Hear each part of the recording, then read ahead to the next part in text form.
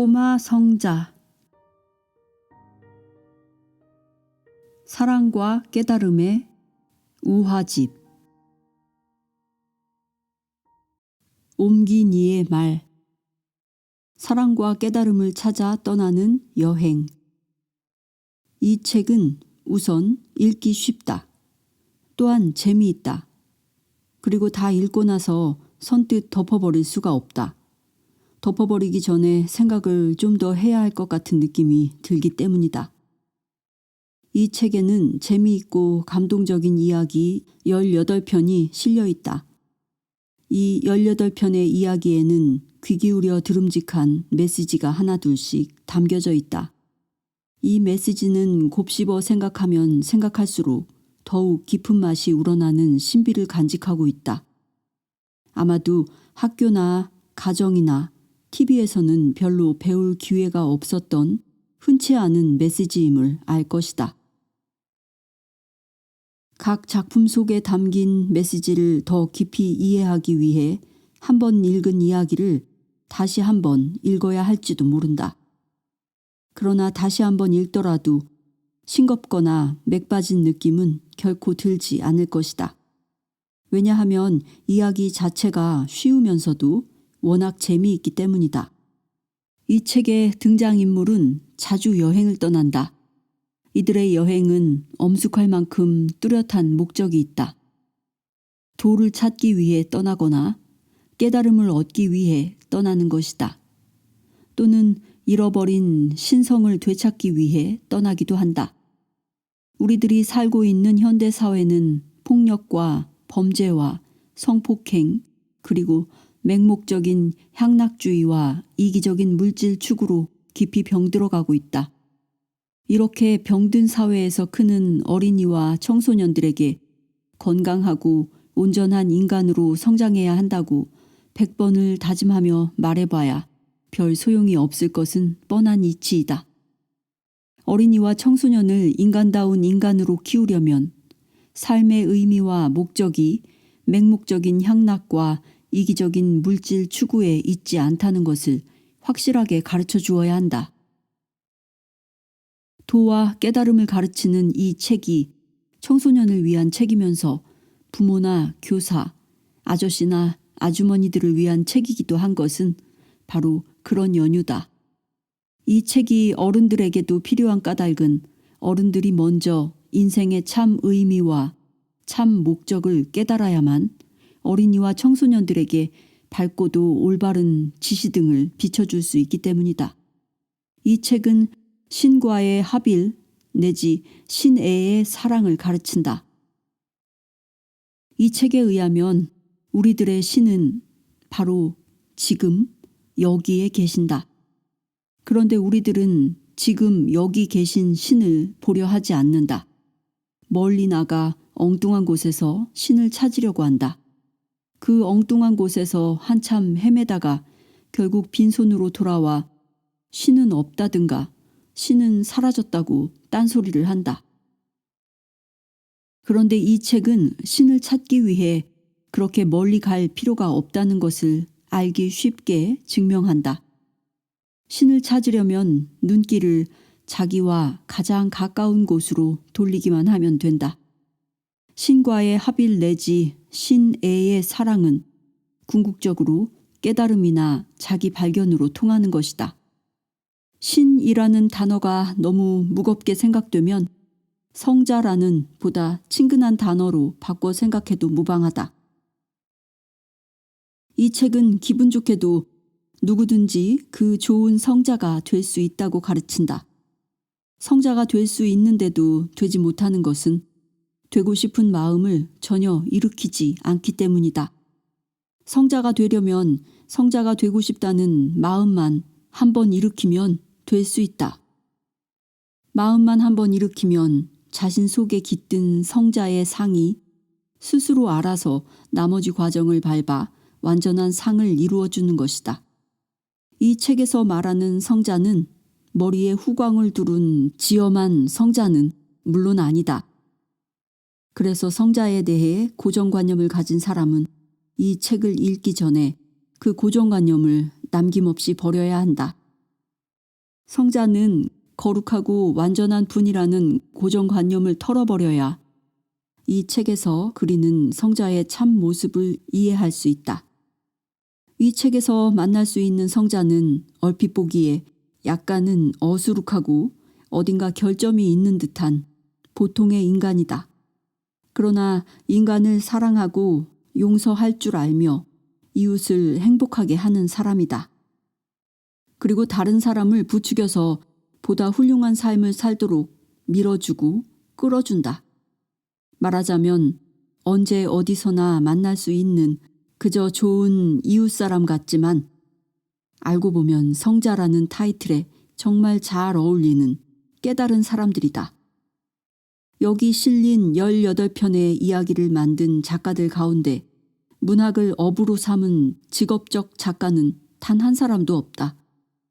이들 작가들은 화가, 작곡가, 식료품 가게 주인, 실내 장식가, 교사, 컴퓨터 분석가, 정원사, 회계사, 검사, 수학자, 학생 등 각자 자기 직업을 따로 가지고 있는 사람들이다. 이들은 각각 인종도 다르고 종교도 다르지만 성자를 꿈꾸는 아이들에게 성자가 되는 길을 안내하기 위해 지혜를 모은 것이다. 이들 작가들은 성자가 될 수 있는 길을 안내하면서도 신기하게도 성자라는 단어를 단 한 번도 쓰지 않는다. 성자라는 단어를 전혀 쓰지 않으면서 성자가 되는 길을 안내해 준다는 것이 이 책이 가진 매력이며 장점이다. 만일 성자라는 단어가 여기저기 쓰여 있다면 이 책이 지금 지니고 있는 매력은 훨씬 반감되었을 것이다. 성자라는 말은 비치지도 않으면서 성자가 되는 길을 안내하고 있는 이들 작가들의 이름은 마이클 에반스, 바바라 샤프스, 마니아 이라니, 제임스 피터슨, 크랙 보이언, 셀마 하센, 파스칼 카플란, 제니스 테일 카플란, 헨리 민들린, 앤드류 메이어, 로렌조 더램, 스테파니 블룸버그, 필립 호킹, 마이클 스미스 등이다. 그리고 이들이 지혜를 모아 만든 이야기들을 캘리포니아에 있는 이슬람 신비주의 협회에서 한 권의 책으로 엮어 세상에 내놓은 것이 바로 이 책의 원전이다. The Search for the King, 수피즘 Reoriented INC 1989년 초여름에 우계수. 첫 번째 이야기, 꼬마 성자. 한 100년 전 오래된 마을에 오래된 사찰이 있었다. 이 사찰엔 큰 스승이 한 분 계셨는데 그분은 영성이 빼어난 분이었다. 큰 스승의 가르침을 받고자 하는 많은 사람들이 사찰에 모여들었다. 제자들은 큰 스승을 사모했다. 큰 스승도 제자들을 사랑했다.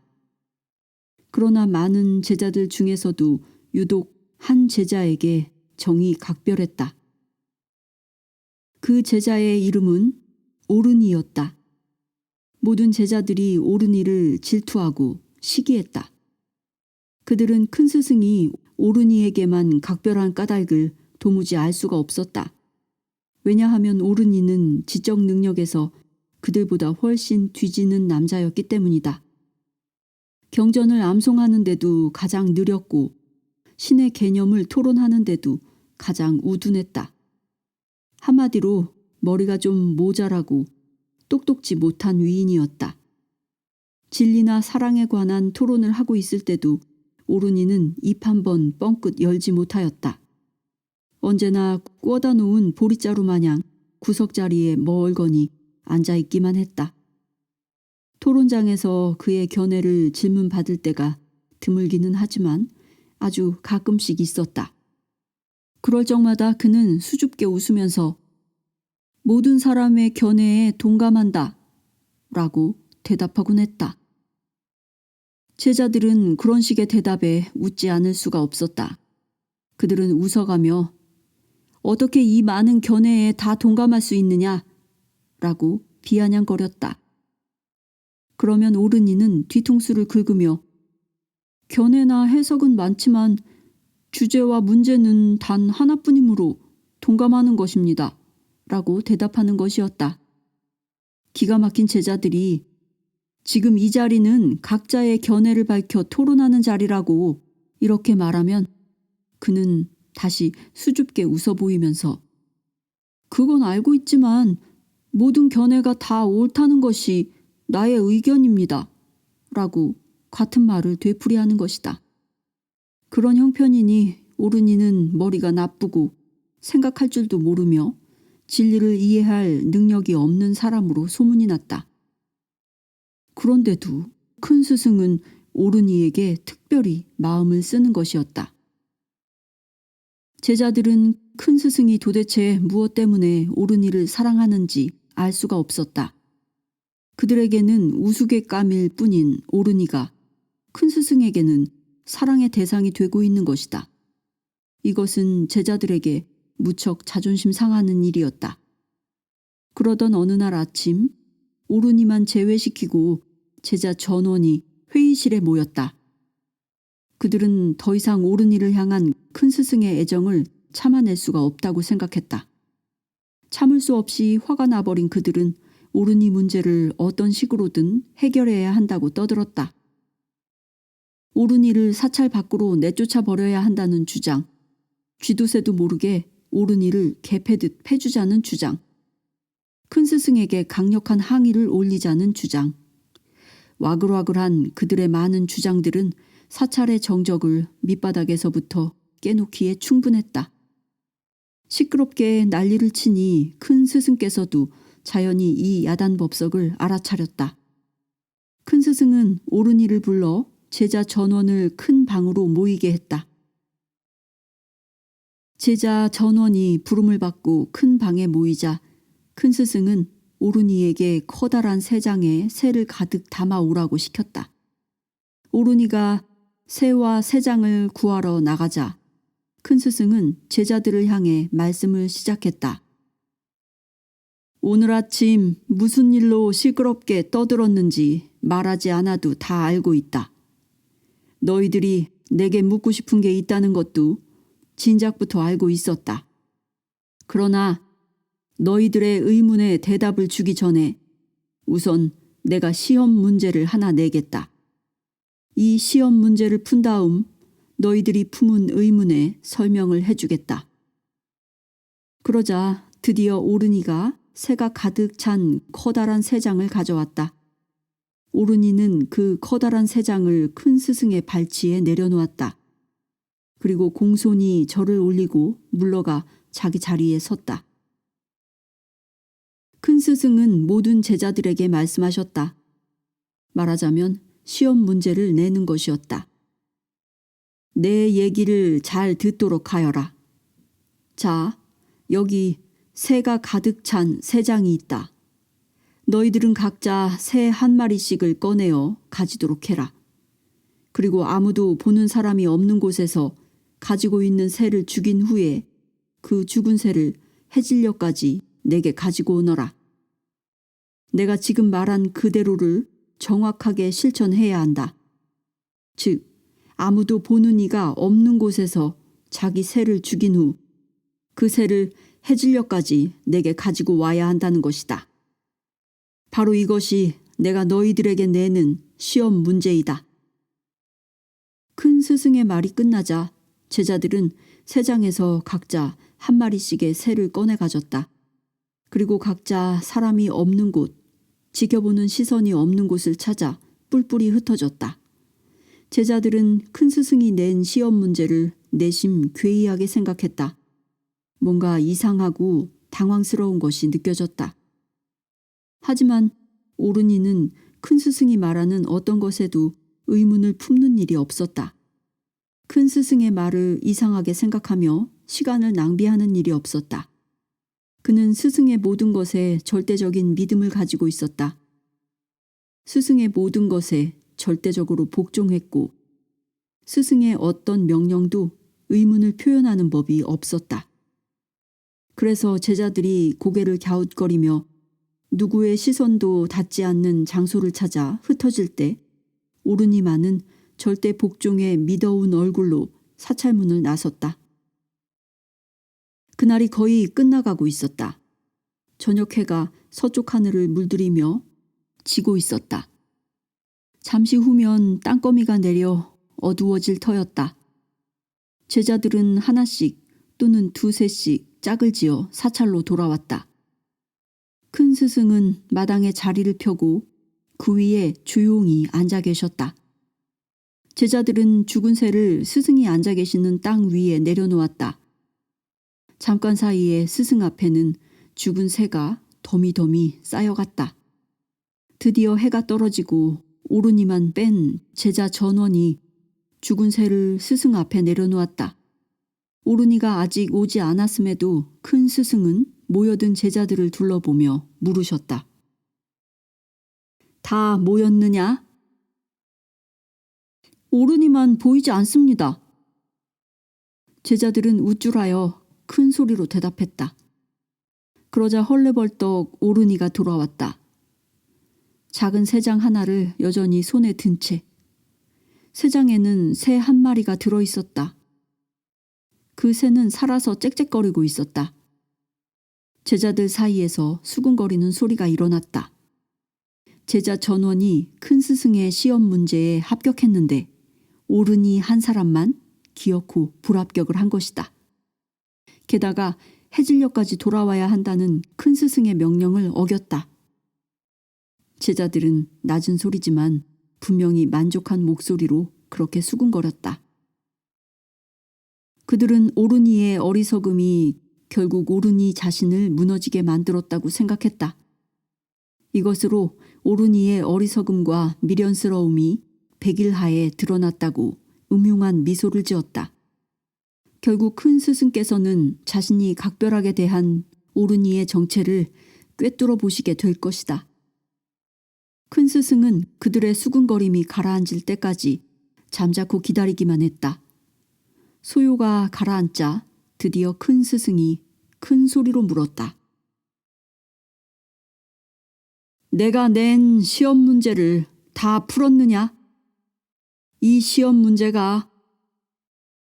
스승의 말이 채 끝나기도 전에 제자들은 스승의 말자락을 잡아채어 대답했다. 다 풀었습니다. 한 사람만 빼고요. 오르니는 아직도 문제조차 모르고 있나 봅니다. 그렇구나. 아무튼 너희들 내 문제가 어렵지 않더냐? 제자들은 스승의 질문에 앞을 다 두어가며 제각기 한마디씩 떠들어댔다. 아무도 보는 이가 없는 곳을 찾아낸다는 것은 그다지 쉽지 않았다. 아무튼 그들은 혼자만의 장소를 찾아내 새를 죽이는 의식을 치렀다. 어떤 제자는 뒷산 깊은 숲속으로 들어가 새를 죽였고 어떤 제자는 커다란 바위 밑에 숨어서 새를 죽였다. 제자들의 보고가 끝나자 스승은 오르니를 향해 질문을 던졌다. 그러면 자, 오르나, 내가 죽인 새는 어디에 있느냐? 스승의 질문에 그는 머무적거리며 새장을 들어 올렸다. 그리고 더듬거리며 대답했다. 새는 이 새장 속에 있습니다. 오르니의 대답에 제자 전원이 웃음을 터뜨리고야 말았다.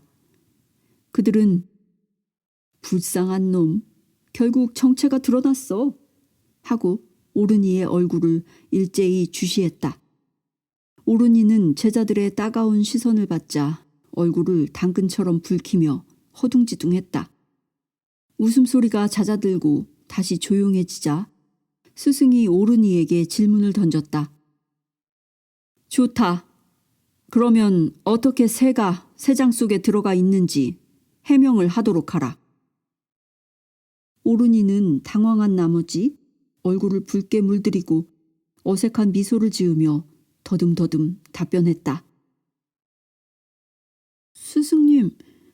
스승님이 저에게 주신 말씀은 아무도 보지 못하는 곳에서 새를 죽이라는 것이었습니다.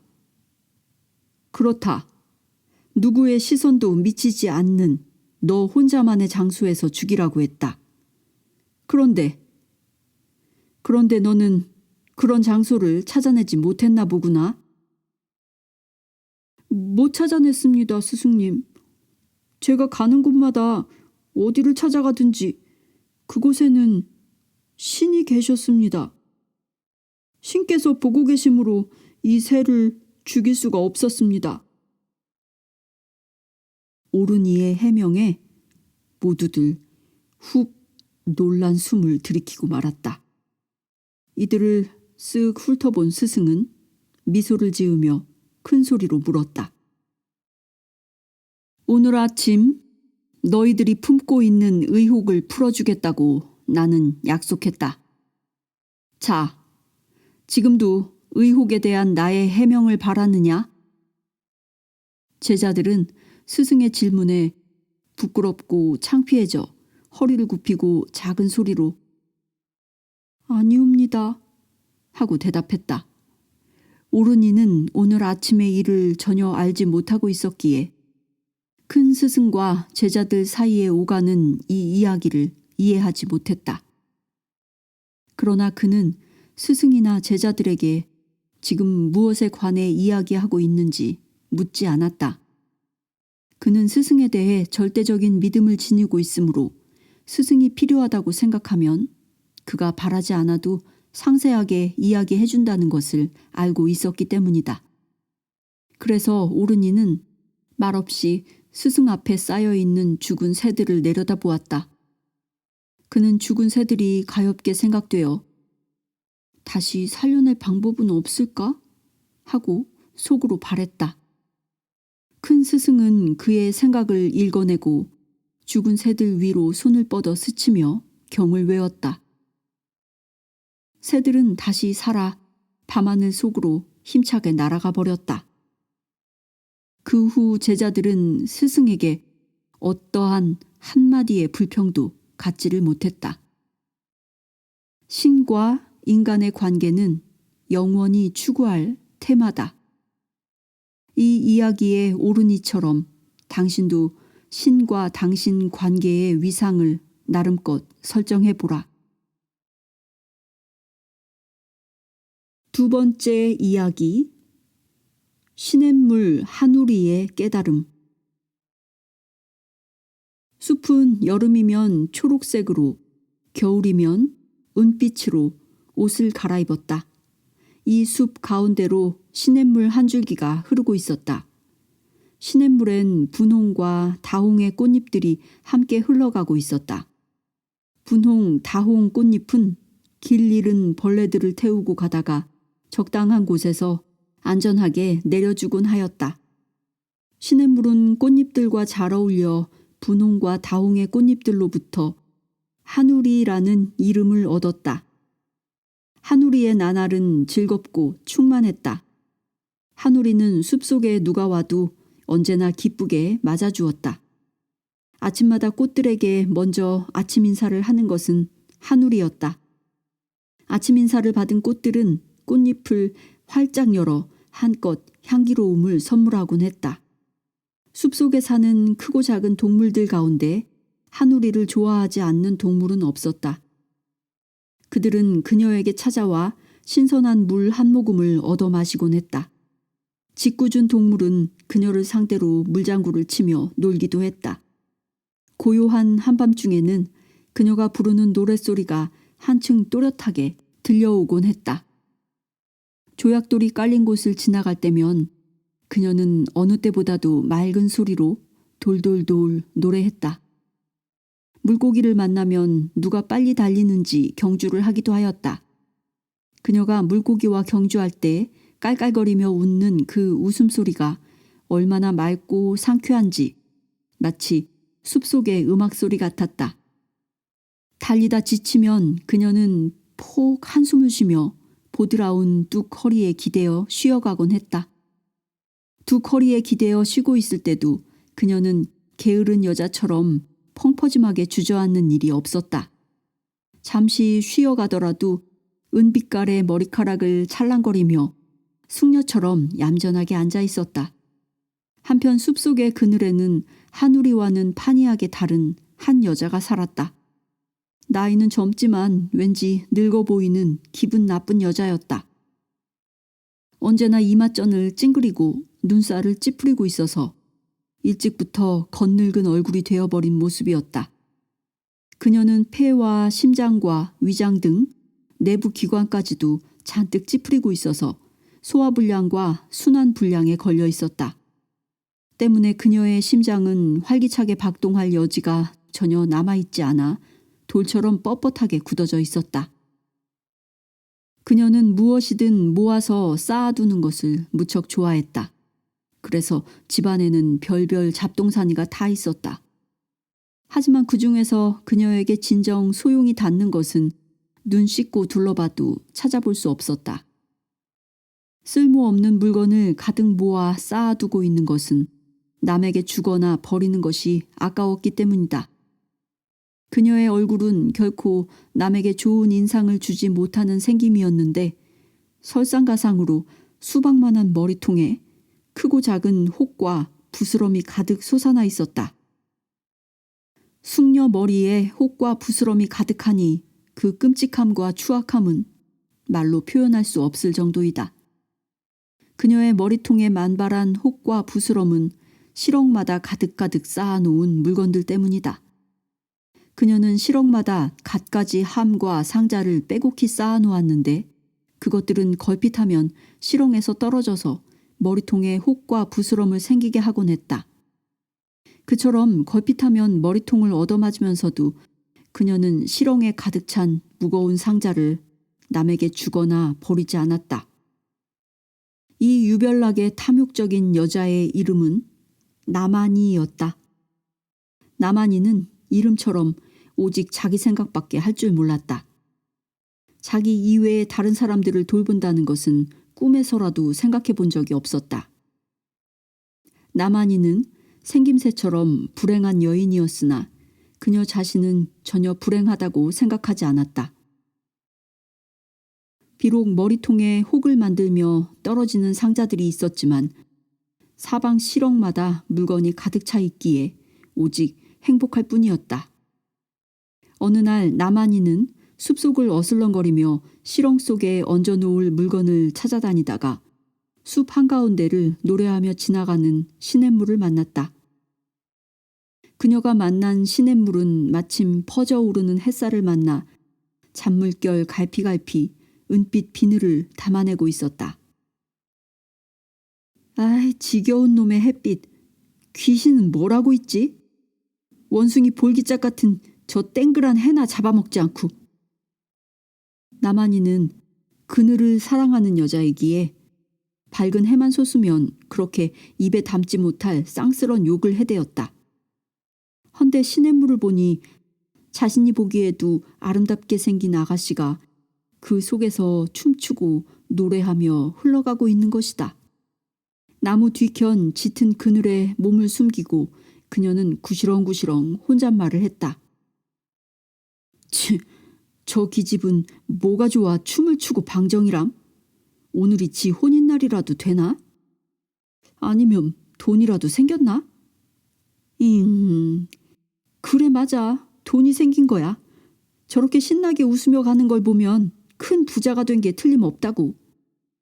나만이는 문득 좋은 생각이 떠올라 손바닥으로 자기 이마를 찰싹 때렸다. 아, 그렇지. 그렇게 하면 되겠구나. 속임수를 써서 시냇물 아가씨가 가진 돈을 고스란히 빼앗을 생각이었다. 만약에 가진 돈을 내놓지 않는다면 저주의 마법을 걸어서라도 시냇물 아가씨가 가진 모든 행복을 송두리째 뽑아내 버리리라고 다짐했다. 그래서 나만이는 시냇물 아가씨 한우리에게 미적미적 다가가 얼굴에 잔뜩 꾸민 미소를 지어 보였다. 그러나 하도 오랜만에 지어 보이는 미소라 나만이의 미소는 보기 딱할 만큼 괴상했다. 안녕, 숙녀님. 날씨가 정말 좋아요. 한우리는 갑자기 나타난 나만이를 보자 장식음이 섞인 아름다운 목소리로 인사했다. 에, 또, 그래요. 참으로 좋은 날씨구만요. 바쁘시지 않으시면 제게 오셔서 목을 좀 축이시지요. 아주 시원하고 달아요. 수돗물처럼 소독약 냄새도 안 나고요.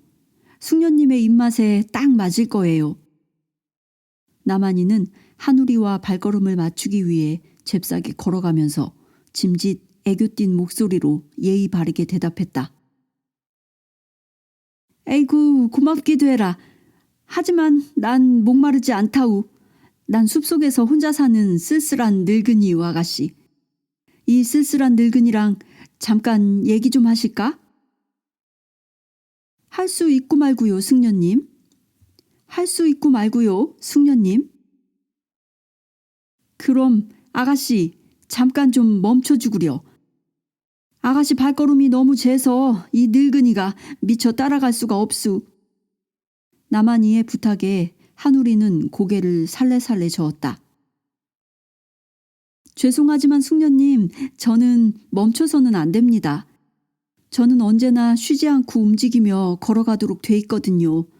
지금 전 여행 중인데 제가 겨냥하고 있는 목적지까지 가야 해요. 저 역시 하루빨리 목적지에 도착하고 싶으므로 쉬고 싶은 생각도 없어요. 그러니 숙녀님, 제 사정을 이해해 주시고 힘드시더라도 지금처럼 함께 걸으면서 얘기하면 좋겠어요. 목적지? 목적지라는 단어는 난생 처음 들어보는 걸, 아가씨? 나만이는 계면적은 듯 머리통에 새알만큼 솟아오른 혹 하나를 만지작거렸다. 저는 지금 한낱 작은 시내에 불과해요. 자 보세요. 어디서나 흔하게 만날 수 있는 시내죠. 시냇물이라면 모두 그렇듯이 저도 저를 스쳐가는 모든 것들을 사랑한답니다. 제 가슴에 가지를 들이우고 있는 나무들, 제 허리에 피어있는 갖가지 꽃들, 함께 어울려 물장구 치는 물고기들, 그리고 숲속의 착한 동물들, 가끔씩 여행에 지친 나그네나 수행자들에게도 신선한 물을 아낌없이 나눠드립니다. 하지만 아가씨는 그 비좁은 곳에서 나오지 못하잖우. 이 숲속은 널찍하니 좀 나와서 거닐어 보면 좋지 않겠소?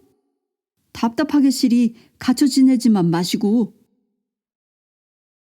숙녀님 말씀대로 제 집은 좁고 답답하긴 하죠. 하지만 저는 이 작은 집 때문에 속삭한 적은 없답니다. 숙녀님이 권한 저 널찍한 숲속은 제 집이 될 수 없어요. 그렇게 큰 데로 나가면 저는 길을 잃기 십상이니까요. 네, 숙녀님, 저는 요 좁고 작은 집이 제일 좋아요. 나만이는 이번엔 부스럼 딱지를 벅벅 긁으며 멋쩍게 고개를 갸웃했다. 고 참 이상하네. 큰 집보다 작은 집이 좋다는 아가씨는 보다 처음이군. 아가씨, 진심으로 하는 얘기유? 아니면 남 듣기 좋으라고 청빈한 채 해보는 거유? 한우리는 의심 많은 여자의 말에 화도 내지 않고 여전히 미소를 띄우며 대답했다. 제겐 소망이 하나 있거든요. 제 마음은 제게 이렇게 속삭여줍니다. 들어라, 내 너의 출생의 비밀을 얘기해 줄 테니 너의 어머니는 크고 아름다운 먼 바다란다. 너는 지금 평범한 시냇물이지만 어머니이신 바다에게 돌아가고 있다. 라고요. 말하자면 저는 바다를 어머니로 태어난 딸인 셈이죠. 언젠가 저는 어머니인 바다 속으로 돌아갈 거예요. 제겐 어머니인 바다가 저의 여행의 목적지예요. 목적지에 도달하면 제 여행은 일단 마무리되는 셈이죠. 거기서 저는 진짜 행복하게 살 거예요. 비로소 바다처럼 큰 존재가 되면서 이 세상 전부를 사랑할 수 있을 테니까. 자, 숙녀님, 제가 멈출 수도 없고 널찍한 숲속으로 나가서도 안 되는 이유를 아시겠죠? 하지만 나만이는 한우리의 얘기를 정말 눈꼽만큼밖에 이해하지 못하였다. 보다 큰 존재에 관해 단 한 번도 생각해 본 일이 없었기에 그녀는 한우리가 큰 존재를 향해 끝없이 나아가는 의미를 전혀 알아들을 수 없었다. 뿐만 아니라 그녀는 한우리의 이야기 가운데 나오는 사랑이라는 말 역시 한 번도 깊이 있게 생각해 보지 못하였다. 따라서 한우리가 큰 존재가 되어 이 세상 전부를 사랑할 수 있게 된다고 한 말을 가장 큰 부자가 되어 세상 전부를 갖게 된다라는 의미로 잘못 해석하였다. 그래서 나만이는 흥분에 겨워 숨을 헐떡거리며 사뭇 꾸민 목소리로 물었다. 아이고, 이쁜 아가씨, 정말 좋은 팔자를 타고났구려. 그러니까 아가씨는 엄청난 부자의 상속녀인 셈이고 아마도 돈이 너무 많아서 헤아려 볼 생각도 못할 거유. 아이고, 얼마나 좋을까? 이렇게 좋은 팔자를 타고났으니. 한데 이쁜 아가씨, 내 말 좀 들어보슈. 내가 아가씨를 계속 동무해 줄 테니 어떻수? 그 재산을 상속받거든 이 불쌍한 늙은이 좀 나눠주지 않으려우? 에이구, 이쁜 아가씨. 보다시피 이 늙은인 집도 절도 없는 불쌍한 몸이라우. 그럼요, 숙녀님. 세상에서 둘도 없이 큰 재산이 우리를 기다리고 있어요. 하지만 숙녀님, 이 상속재산은 숙녀님 혼자 힘으로 찾아가야 한답니다. 제 몫을 나눠드리고 싶긴 하지만 이 상속재산은 다른 사람과 나눌 수 있는 것이 못 되니까요. 숙녀님에겐 숙녀님의 몫이 따로 있으니 숙녀님 혼자 힘으로 찾아가야 해요. 나눠줄 수 없다는 한우리의 말에 나만이는 참을 수 없이 화가 북받쳤다. 그녀는 자신의 본색을 드러내 잔뜩 찌푸린 얼굴과 상스러운 말투로 돌아가 잡아먹을 듯이 크르렁거렸다. 그래, 좋다. 에이씨, 내년과는 더 이상 말 싫으면 않겠다. 보석과 재산을 실어나를 마차를 냉큼 가져오겠다. 그러니 빨랑빨랑 이실직고 해. 어딜 가야 내가 재산을 물려받을 수 있는지 말하라고. 바른 대로 말 않고 요리조리 말장난치면 고 아가리를 찢어놓을 테야. 한우리는 무섭고 상스럽게 변해버린 나만이를 보자 질겁을 하고 달아났다. 달아나면서도 나만이를 위해 자신이 줄 수 있는 마지막 조언을 나눠주었다. 아니요, 숙녀님. 그런 게 아니에요. 마차에 실을 수 있는 것이 아니에요. 돈이나 보석이 아니라고요. 돈은 쓰임새가 많고 보석은 정말 보기 아름답죠. 하지만 그런 것은 행복과는 그다지 상관없는 거예요. 아니, 전혀 상관없다고 볼 수 있어요. 숙녀님, 제 말을 좀 들어주세요. 제가 말한 상속재산은 그런 걸 얘기한 게 아니래도요. 제가 말한 상속재산이란 큰 존재와의 합류, 합의를 의미하는 거예요. 큰 존재와 하나가 되는 것을 그런 식으로 표현한 것뿐이랍니다. 그렇게 되면 세상 전부를 사랑할 수 있게 된다고 말씀드리지 않았던가요? 숙녀님, 참 보석은 행복 이외에 다른 것이 아니에요. 한데 행복이라는 것은 사랑 속에서만 발견할 수 있는 거예요. 사랑은 또한 받는 것엔 따라오지 않아요. 결코. 사랑은 주는 것과 함께 따라오는 거죠. 숙녀님도 숙녀님의 마음의 소리에 조용히 귀를 기울여 보세요. 숙녀님의 마음이 뭐라 얘기하는 소리가 들릴 거예요. 그 소리의 가르침을 따라가세요.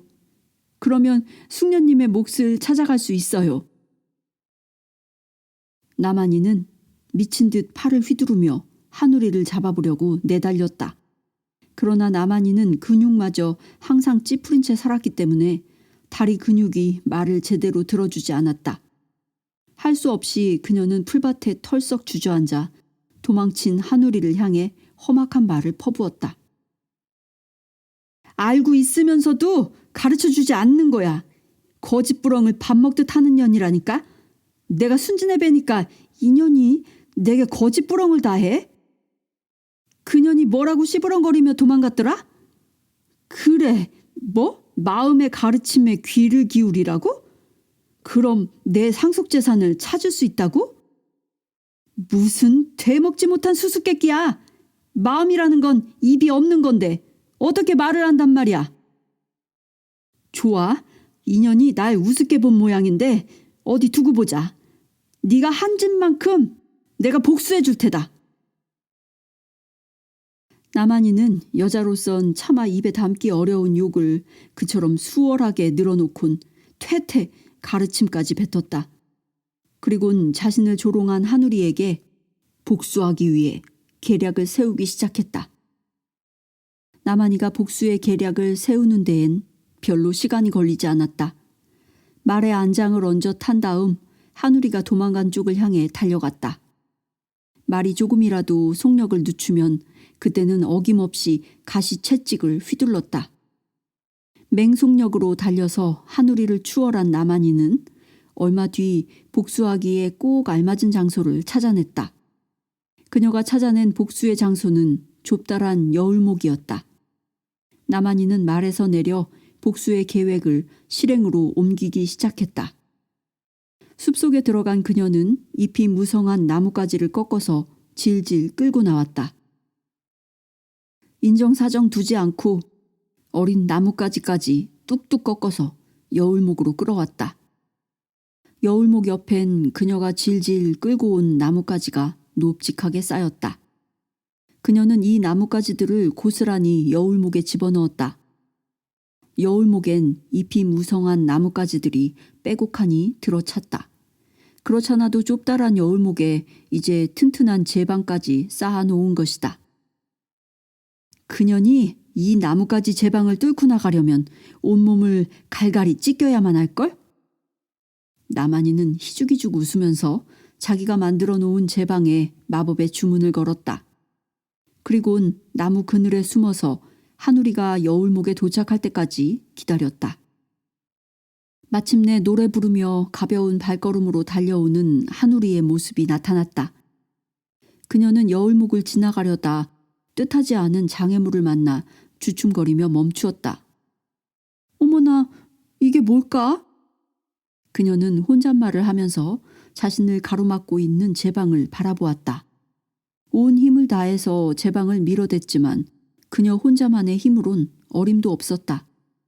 2번, 3번, 젖먹던 힘까지 짜내 밀어보았다. 그러나 여울목을 가득 채운 나뭇가지는 꿈쩍도 하지 않았다. 그녀는 마침내 둣가에 주저앉아 절망에 차서 흐느껴 울었다. 그러자 나무 그늘에서 나만이가 낄낄거리고 웃으면서 불쑥 튀어나왔다. 헤헤, 또 만났군. 자, 아가씨, 왜 울고 있지? 그 이쁜 미소는 어디로 달아났나? 아, 숙녀님이시군요. 저는 지금 심각한 골칫거리에 부딪혔어요. 흐흐. 이것 좀 보세요. 이 여울목에서 가야 할 길이 막히고 말았어요. 도대체 누가 이런 못된 것을 여울목에 만들어 놨을까요? 그거 매우 쉬운 질문이군. 나만이는 마음껏 비웃으며 대답했다. 누가 이랬을까요? 아주 쉬운 질문이야. 내가 즉각 대답해 주지. 누가 이랬냐면 바로 이 몸이지. 이 몸이 몸소 만든 거야. 더 큰 일은 거기다가 마법의 주문까지 걸어둔 거지. 그러니 아무리 몸부림을 쳐도 그 제방을 벗어나지 못할걸? 마법의 주문을 풀기 전까지는 어림 한 푼어치도 없다고. 네가 몸부림을 치면 칠수록 너를 그곳에 가둔 나뭇가지 제방은 더욱 단단하게 얽혀버릴걸? 뭐라고요? 당신이 이런 것을 만들었단 말이에요? 내가 그랬지. 어때? 놀랐지? 내가 당신에게 잘못한 일이라도 있나요? 당신이 원하기에 당신 재산의 몫을 찾아가는 방법까지 일러주지 않았나요? 어서 이 못된 것을 사라지게 해주세요. 그래, 그 점에선 네 말은 사실이야. 내 재산을 찾아가는 방법을 알려주긴 주었지. 하지만 네가 준 대답은 순전히 거짓부렁이었어. 되먹지 못한 수수께끼였을 뿐. 사랑은 뭐 주는 데서 얻어진다고? 그리고 또 뭘 했지? 뭐? 마음의 소리에 귀를 기울이라고? 마음이란 입이 없는 건데 어떻게 말을 할 줄 아니? 야, 너 나 바보 쑥맥으로 취급했어? 나쁜 년 같으니라고. 그래, 내게 수수께끼 선물했으니 나도 걸맞는 선물을 해야 예의지. 그러니 잘 들어. 인정을 발휘해서 너를 도와주려는 거니까. 내가 건 마법의 주문을 풀 수 있는 사람은 이 세상에 너 혼자뿐이야. 알아들었니? 되풀이 말해주는데 너 혼자서만 이 수수께끼를 풀 수 있어. 그리고 알아둬. 이 수수께끼는 풀려고 애쓰면 애쓸수록 풀기 어려운 수수께끼가 된다. 참 지랄이지? 노력하면 노력할수록 반대 효과만 나오니까. 암튼 잘해보라고. 나만이는 낄낄 웃고는 말에 올라앉아 숲의 그늘 속으로 사라져버렸다. 한우리는 눈물 속에서 그날 밤을 보냈다. 새아침이 왔지만 그녀는 여전히 울기만 했다. 그리고 그날 낮과 밤도 슬픔 속에서 지나갔다. 한우리의 슬픔은 사흘째도 계속되었다. 나만이라는 고약한 여자만 생각하면 심장이 쥐어 뜯기는 듯 아팠다. 나만이라는 여자가 만들어 놓고 간 제 방도 마찬가지였다. 자기의 갈 길을 가로막고 있는 제 방만 생각하면 부글부글 화가 치밀었다. 분노와 괴로움 속에서 그녀는 수백 번 자문자답하였다. 너무 불공평해. 이럴 순 없어. 그 부스럼딱지 늙은이에게 잘못한 일도 없잖아. 그뿐이 아니야. 지금까지 난 곧게 살아왔어. 아무도 해친 적이 없단 말이야. 한데 왜 이처럼 비통한 일을 당해야 하지? 하기야 그녀를 믿은 나도 어리석기 짝이 없어. 그 여자 생긴 것만 봐도 어떤 여잔지 알 수 있잖아. 그렇게 인상 나쁜 여자에게 한또아리로 껴들어갔으니. 한우리의 마음은 나만이라는 여자 생각으로 가득 찼다. 사흘, 나흘, 낮과 밤을 나만이라는 여자의 아기를 씹고 또 씹어 생각했다. 나만이라는 여자를 곱씹어 생각하느라고 다른 것은 깡그리 잊어버렸다. 파란 하늘을 보고도 더 이상 기쁘지 않았고 꽃잎들이 얼굴을 간지럽혀도 더 이상 즐겁지 않았다. 한 아줌마가 우연히 그 곁을 지나다가 시냇물 아가씨가 주저앉아 울고 있는 것을 보았다. 아가씨는 얼마나 울었는지 눈자위가 빨갛게 부어 있었다. 실례해요, 아가씨. 지나가다 아가씨 우는 소리를 들었어요. 가만 보니 착하고 이쁜 아가씨 같군요. 그런데 무슨 일로 그렇게 슬프게 우는지요? 아가씨보단 내가 인생 경험이 좀 많을 테니 내게 얘기해 주지 않겠어요? 힘 닿는 대로 아가씨를 도와주고 싶군요. 지나가던 그 아줌마가 한우리의 슬픔을 달래며 그렇게 이야기했다. 한우리는 무척 외롭고 서러웠으므로 자신의 마음을 열어 털어놓았다. 들어보세요, 아주머니. 세상에 이렇게 불공평한 일도 있나요? 제 소망은 어머니이신 바다로 나가는 것이에요. 지금은 이렇게 작고 힘없는 시냇물이지만 바다로 나가면 바다와 하나가 되어 온 세상을 두루 사랑할 수 있어요. 그런데 여기까지 잘 와서 저놈의 제방 때문에 제 꿈이 무너지고 말았어요. 그렇군요. 그래 누가 이런 나쁜 짓을 했어요? 아주 인상이 고약한 여자예요. 뭐? 나만이라나요? 그 이름이? 혹투성이에 부스럼 딱지가 더덕더덕해요. 그 막된 여자가 나뭇가지로 저 못된 제 방을 만들었어요. 그리고 무슨 주문인지를 외워가지고 꼼짝도 않게 했어요. 제 모습 좀 보세요. 더러워지고 헝클어지고 이젠 냄새도 나기 시작해요. 아주머니, 저는 어떻게 하면 좋아요? 아가씨, 진정해요. 그 여자가 주문을 외웠단 말이죠? 주문을 푸는 암시의 말 같은 건 하지 않았나요? 잘 더듬어봐요, 아가씨. 고만 울고요. 암시의 말요? 그런 말은 없었어요. 수수께끼 말뿐이었는걸요? 수수께끼? 어떤 수수께끼였죠? 뭐라더라? 그래요. 그 주문은 저 혼자서만 풀 수 있다고. 그러나 풀려고 애쓰면 애쓸수록 더 풀기 어려워진다고. 아마 그런 뜻의 얘기를 했던 것 같아요. 한우리의 얘기에 아주머니는 고개를 끄덕거렸다. 아, 아가씨 혼자 힘으로만 풀 수 있단 말이죠? 그리고 풀려고 애쓰면 애쓸수록 더 어려워진다. 내겐 그 말이 이렇게 해석되는군요. 바로 아가씨 자신에게 주문을 풀 힘이 있다고요. 말하자면 아가씨 내부에 그런 힘이 존재한다는 뜻이겠죠? 제게 저의 내부에 그런 힘이 있다뇨? 아무리 집어봐도 제 방을 무너뜨릴 힘은 저처럼 작은 시냇물에겐 없을 것 같아요. 아주머니, 부탁이에요. 제발 좀 도와주세요. 같이 힘을 모아서 밀어붙이면 제 방은 무너질 거예요. 그러니 제발 아주머니, 힘을 좀 보태주세요. 한우리는 사뭇 애원조로 부탁했다. 그러나 아줌마는 도리질을 하며 거절했다. 미안하지만 그건 안 될 말이에요. 아가씨는 방금 전에 내 말을 오해했어요.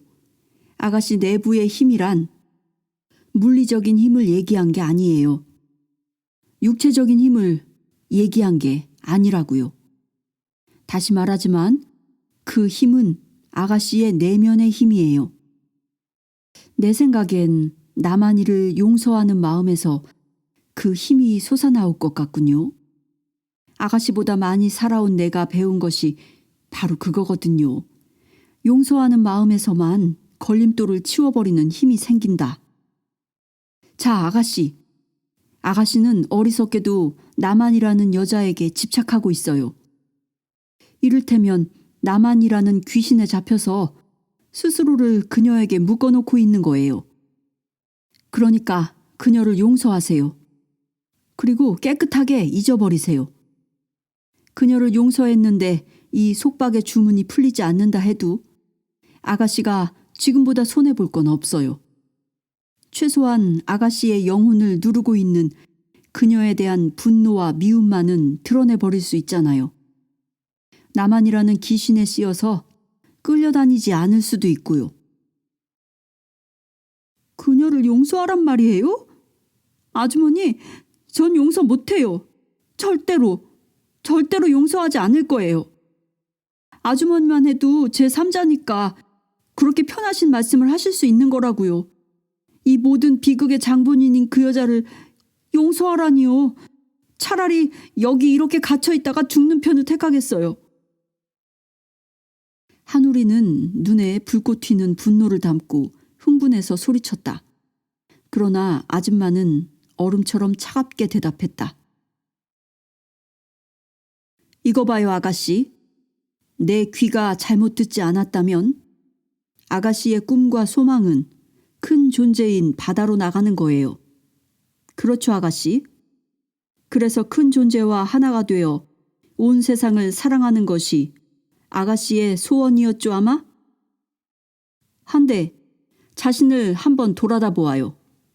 그 불행한 여자, 사랑과 자비에 관해 생각도 해본 적 없는, 생각해 본 일조차 없는 정말 불행한 여자 하나 용서하지 못하면서 어떻게 온 세상을 사랑할 수 있단 말이에요.